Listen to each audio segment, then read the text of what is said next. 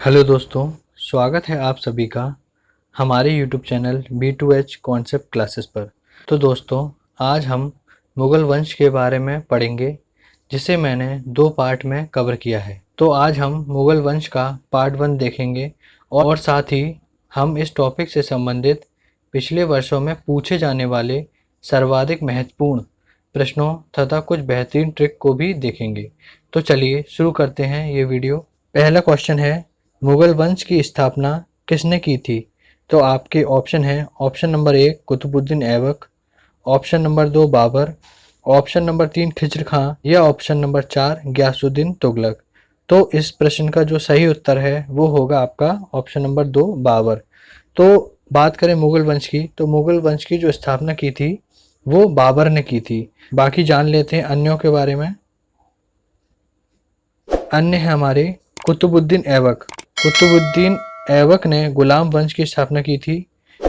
खिज्र खां ने सैयद वंश की स्थापना की थी और गयासुद्दीन तुगलक ने तुगलक वंश की स्थापना की थी। तो चलिए आगे बढ़ते हैं अगले प्रश्न पर। हमारा अगला प्रश्न है, बाबरनामा की रचना निम्न में से किसके द्वारा की गई थी? आपके ऑप्शन हैं, ऑप्शन नंबर 1 अब्दुल रहीम खान खाना, option number 2 Gulbadan Begum, option number 3 Abul फजल या ऑप्शन नंबर 4 बाबर।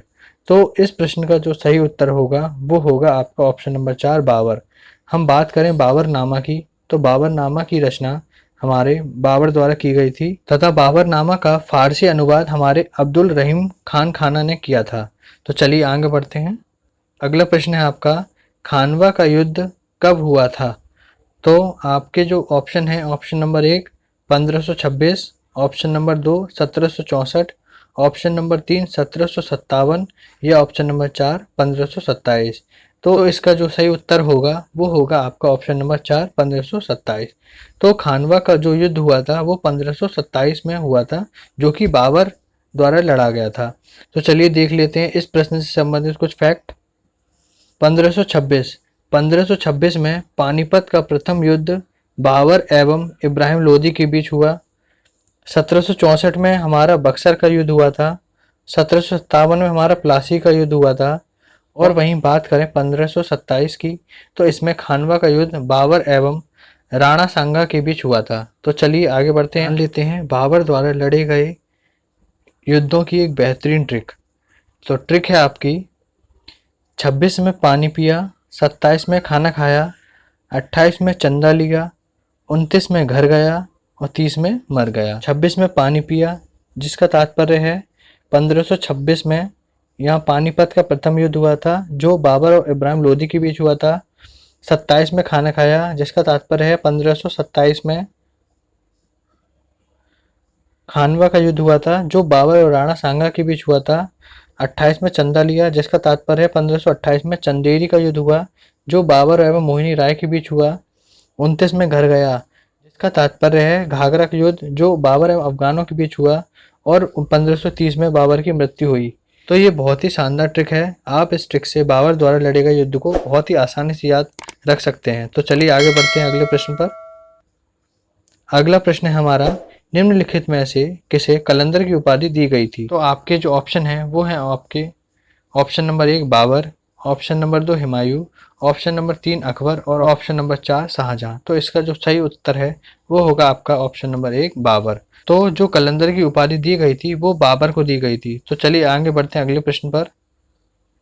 अगला प्रश्न है हमारा, निम्नलिखित में से किसके द्वारा बाबरनामा का फारसी भाषा में अनुवाद किया गया था? तो बहुत ही शानदार प्रश्न है और अक्सर यह एग्जाम में देखने को मिलता है। आप ऑप्शन देख लेते हैं। ऑप्शन है आपके, ऑप्शन नंबर 1 उस्ताद अली एवं Mustafa, option number 2 Abdul Latif, option number 3 Abdul Rahim Khan Khana या ऑप्शन नंबर 4 अबुल फजल। तो इसका जो सही उत्तर होगा वो होगा आपका ऑप्शन नंबर 3 अब्दुल रहीम खान खाना, जिन्होंने बाबरनामा का फारसी में अनुवाद किया था। और वहीं बात करें बाबरनामा को किसने लिखा था, तो उसका जो उत्तर होगा वो होगा बाबर। बाबर ने स्वयं बाबरनामा की रचना की थी। तो और बात करें अबुल फजल की, तो इन्होंने अकबरनामा की रचना की थी। तो चलिए आगे बढ़ते हैं अगले प्रश्न पर। अगला प्रश्न है आपका, हुमायूं नामा की रचना निम्नलिखित में से किसके द्वारा की गई थी? तो आपके जो ऑप्शन है वो है आपके option number 1 Humayun, option number 2 Abul Fazl, option number 3 Gulbadan Begum, या ऑप्शन नंबर 4 अब्दुल रहीम खान खाना।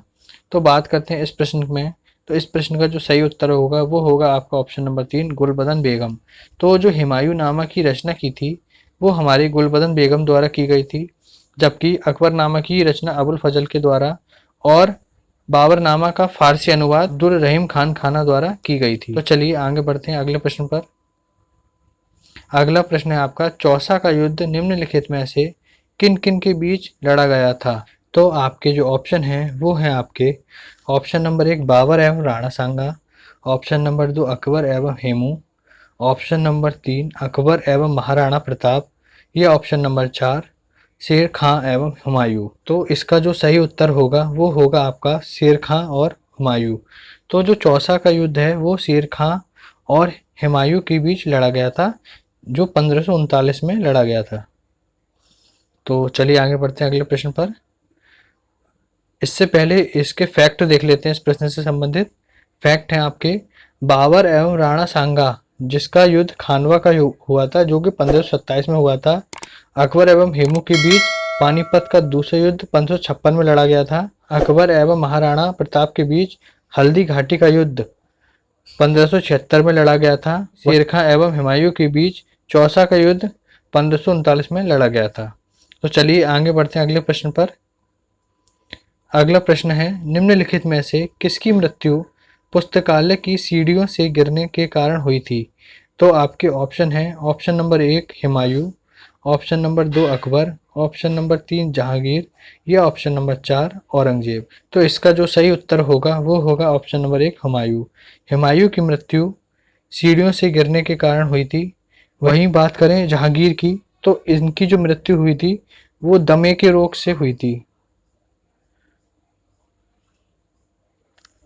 तो चलिए आगे बढ़ते हैं अगले प्रश्न पर। अगला प्रश्न है, दीन पन्हा नामक नगर की स्थापना किसके द्वारा की गई थी। तो आपके ऑप्शन है ऑप्शन नंबर 1 अकबर द्वारा, ऑप्शन नंबर 2 जहांगीर द्वारा, ऑप्शन नंबर 3 हुमायूं द्वारा, या ऑप्शन नंबर 4 शाहजहां द्वारा। तो इसका जो सही उत्तर होगा वो होगा आपका ऑप्शन नंबर 3 हुमायूं द्वारा। तो दीन पन्हा नामक नगर की स्थापना हुमायूं के द्वारा की गई थी। तो चलिए आगे बढ़ते हैं अगले प्रश्न पर।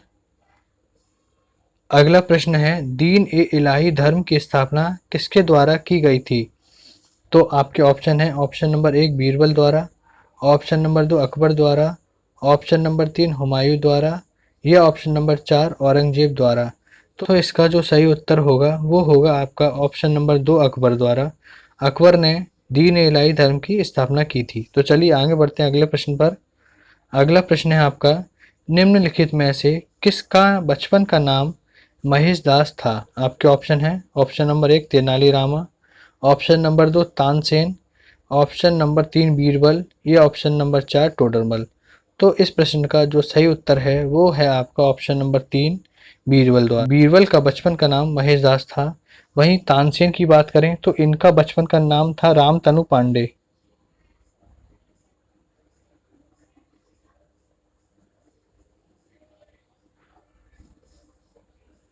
तो चलिए आगे बढ़ते हैं अगले प्रश्न पर। अगला प्रश्न है आपका, निम्नलिखित में से किसके दरबार में नवरत्न थे।